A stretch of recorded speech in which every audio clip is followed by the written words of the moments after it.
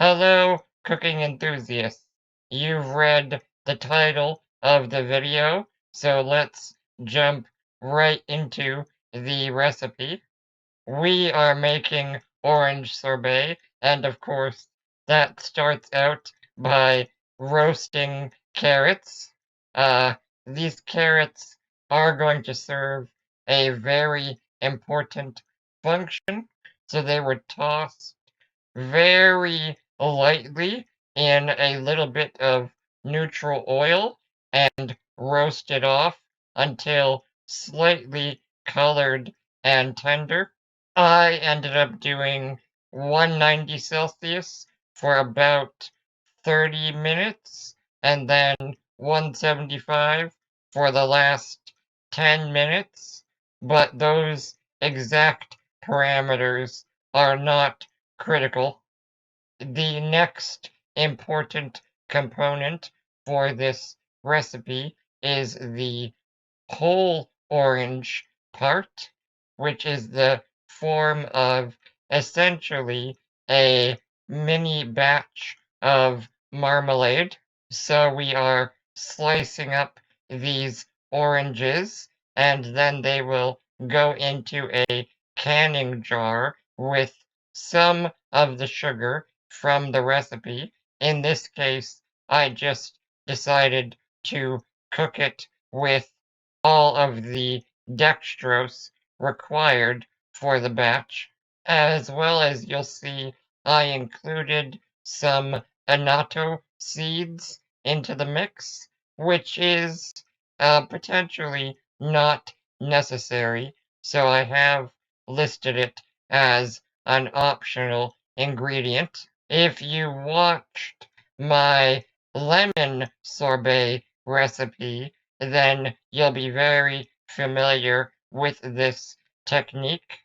I really do find a lot of sorbet, but especially citrus sorbet, is like really quite anemic. Obviously, the worst offender being a lemon sorbet because you can't include too much lemon juice without it becoming unbalanced.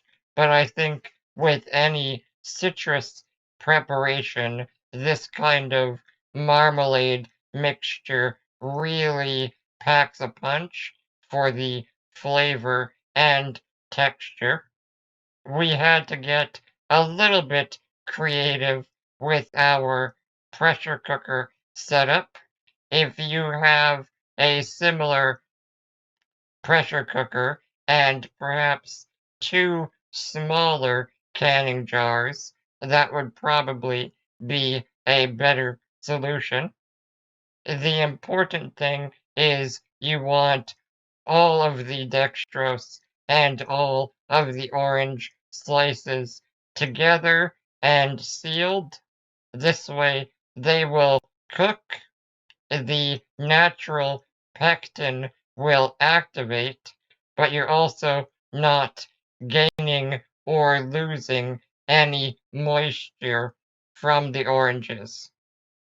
We set that up for cooking 30 minutes at pressure, but with warming up and natural release, it takes a little bit longer than that, which is good because it gives you plenty of time to prepare the rest of the ingredients. The most time consuming, of course, is the fresh orange juice, as I'm sure will be a surprise to nobody familiar with my recipes. I would say the fresh juice is the most critical part of the recipe.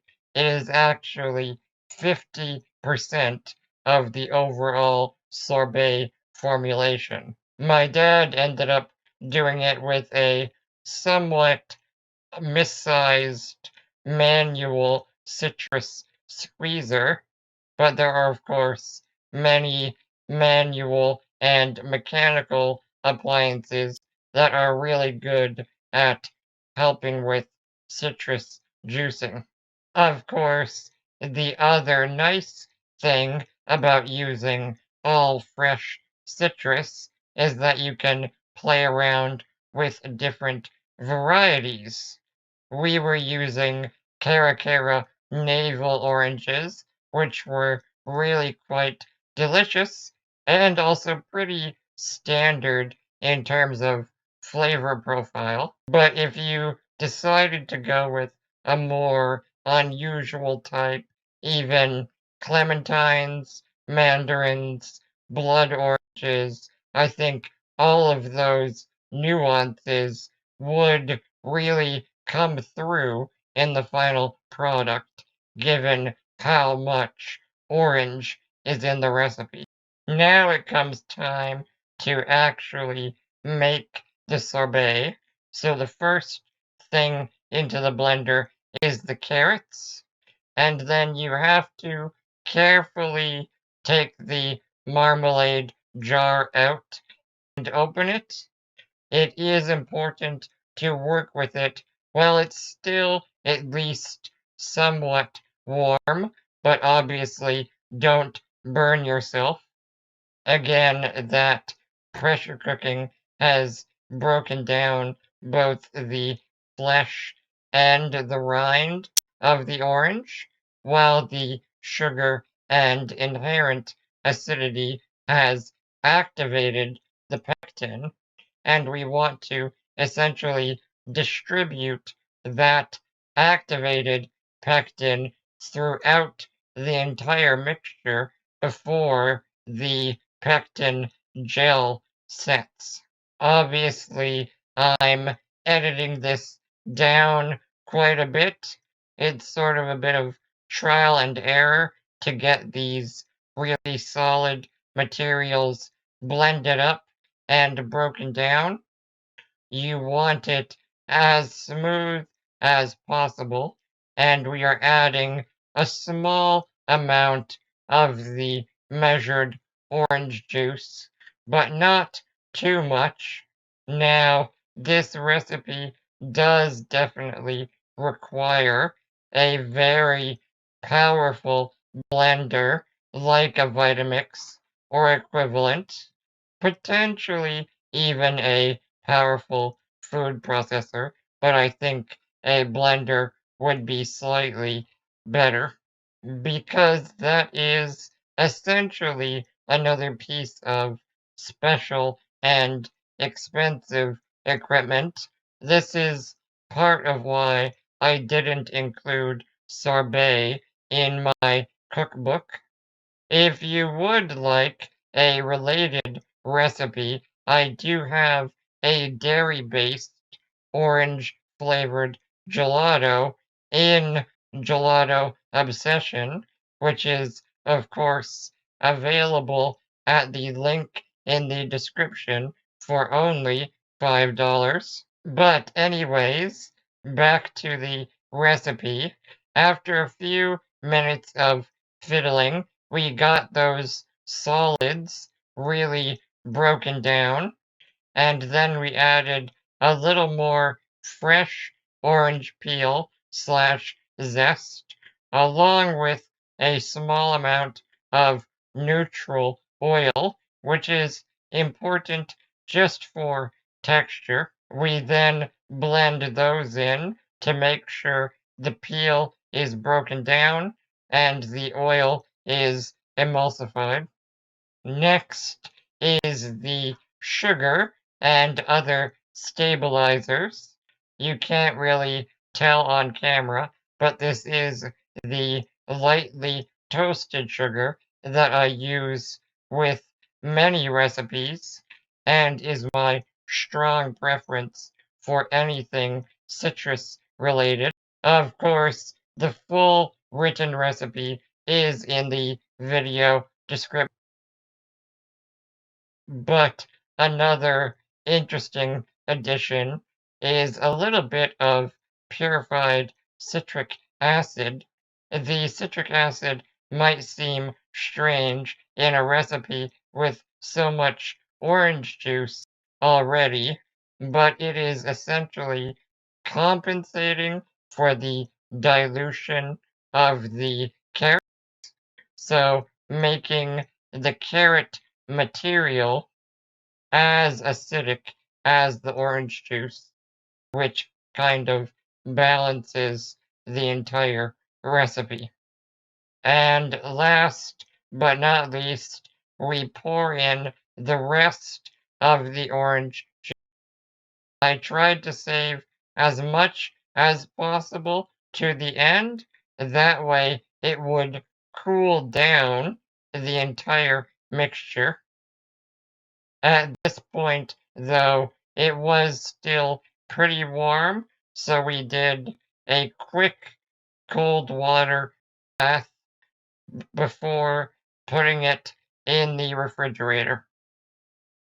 As with all of my frozen dessert recipes, this was refrigerated overnight, which just sort of helps let the stabilizers really fully hydrate and does even more complex things when dairy is involved. With this recipe in particular, you could probably get away with 6 to 8 hours, but either way, after the refrigeration, it gets blended again to make sure everything is nice and smooth, and then it goes into the freezer to pre-chill. With my dairy-based gelato recipes, I'm looking for a specific target temperature before I start churning. With this kind of based sorbet, I'm not as worried. I more just want to counteract any warmth caused by that second blending. So this was in the freezer for about 1 hour, anywhere from 45 to 75 minutes would probably be fine. And then you are just adding it to the ice cream machine, and you can just see the texture of it even before it is churned, she thick, and that is because of a lot of factors. Obviously, I am using the modern stabilizers that I enjoy working with, but there's also the carrots, which are providing so much color as well as fiber and body to the mixture. And then there is essentially the natural pectin fluid gel that we created by blending in that marmalade mixture. So you end up with this opaque, bright, orange looking mixture with just a really fantastic texture. There is also just that tiniest amount of neutral oil emulsified, but from a texture perspective, it almost feels like one of my full-fat, dairy-based frozen desserts.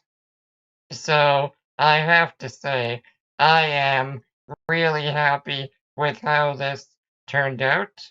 Again, I think it is a good contrast and even companion to the dairy-based orange gelato from my book. It is super refreshing, zesty, balanced, that sweet and sour combination. And that would be slightly different depending on the variety of orange. But I hope you enjoyed this video. Please feel free to ask any questions in the comments and share this if you enjoyed it. Otherwise, thank you for watching.